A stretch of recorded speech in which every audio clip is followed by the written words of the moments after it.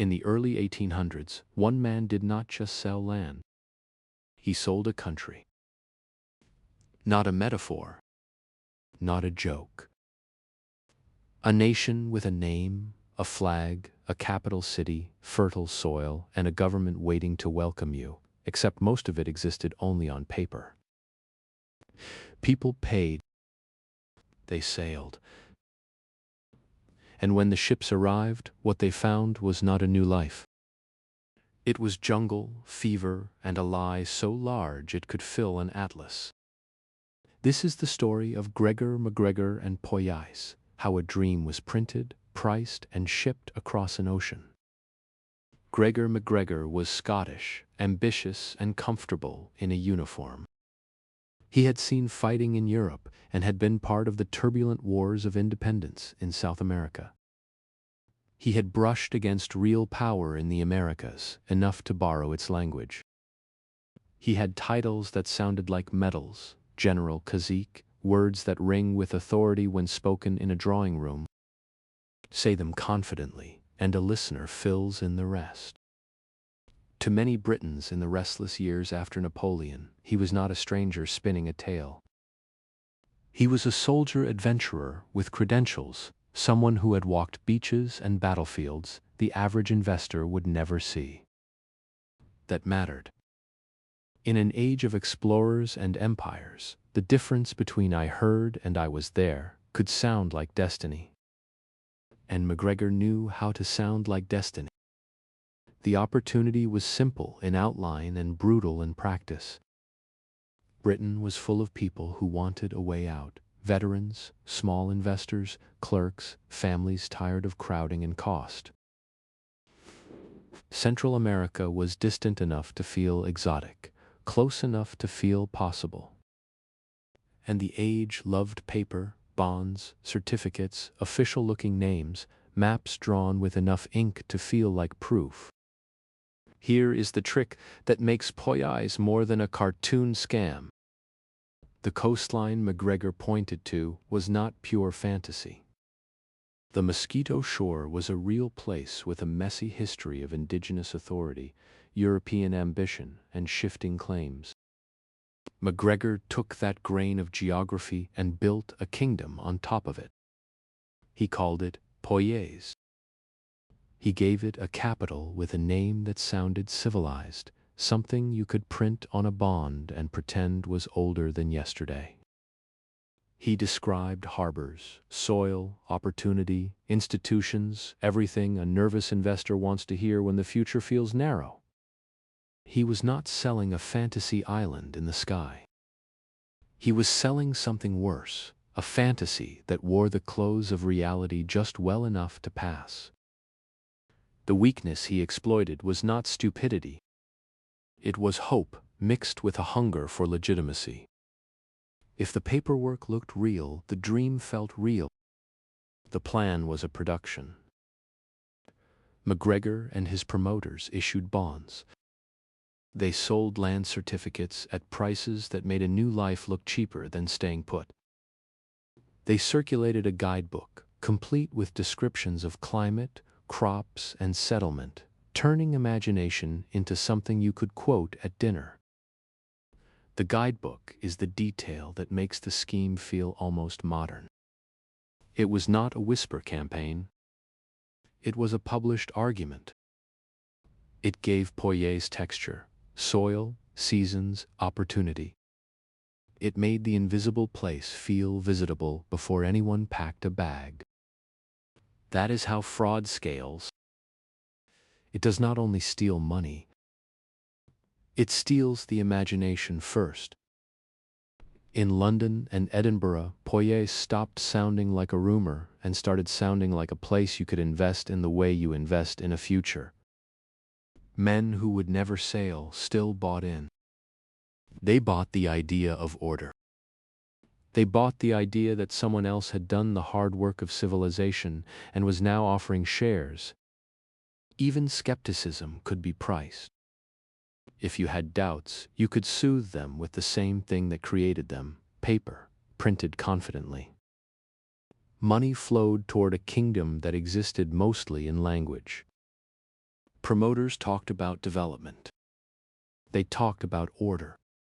They talked about opportunity the way a preacher talks about salvation, confident, calm, certain.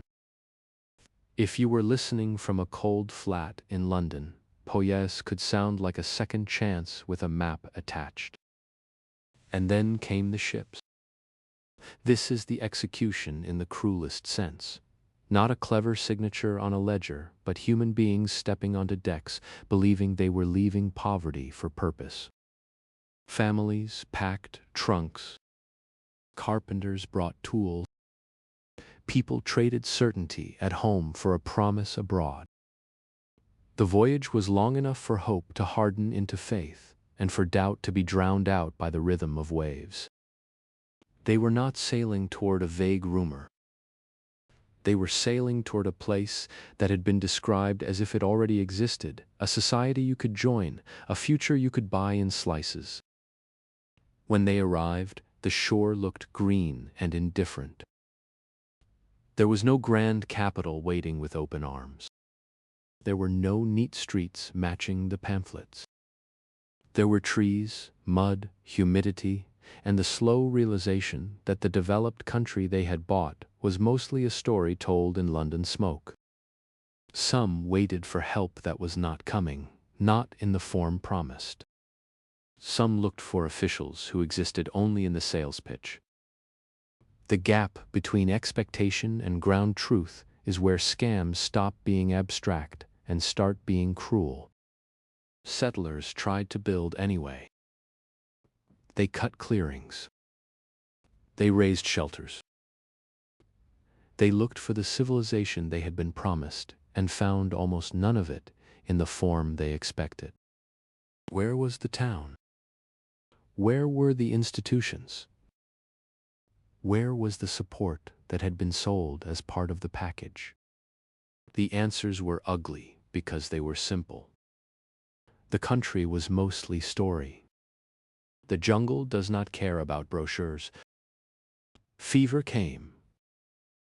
Supplies ran short. Exhaustion turned into panic.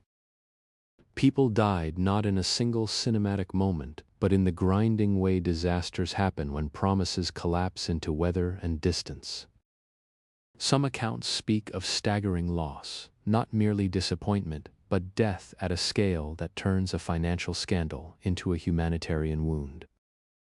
Exact numbers drift in history's fog, but the moral math is clear. This was not a bad investment alone.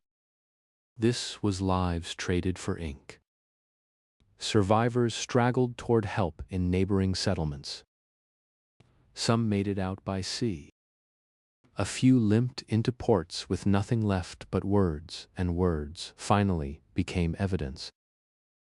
When they returned to Britain, their testimony was not a polite complaint about investment returns. It was a human accusation. You could ignore a bond that failed. It was harder to ignore a neighbor who came back half alive and said, "I was there." It was not real. The fallout arrived in whispers, then headlines. The illusion of Poyais could survive salons only as long as the ocean stayed wide enough to hide the shore. Newspapers picked it up. Committees formed. The story spread, not just bad luck, but a scheme. Investors who had seen only paper suddenly saw bodies and blame. MacGregor's name, once a banner of adventure, became a symbol of fraud. Investors who had trusted paper now demanded accountability. The press sharpened its knives. What had looked like enterprise began to look like predation. There were attempts at justice, arrests, trials, scandal across borders.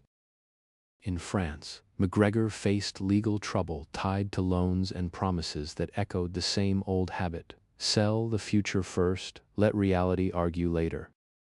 He was acquitted in a trial that frustrated those who wanted a clean verdict and a simpler villain. MacGregor did not simply vanish into shame. He showed the pattern of a professional dream seller. When one story collapsed, another identity waited in the wings. He died in Venezuela decades later, in the 1840s, far from the tidy moral ending some victims wanted. And the legacy is not just one rogue officer. It is a warning etched into the history of hype, that maps can lie as confidently as people, that bonds can be beautiful and hollow, that official is a feeling as much as a fact. Poyais was not the last time the world confused paperwork with proof.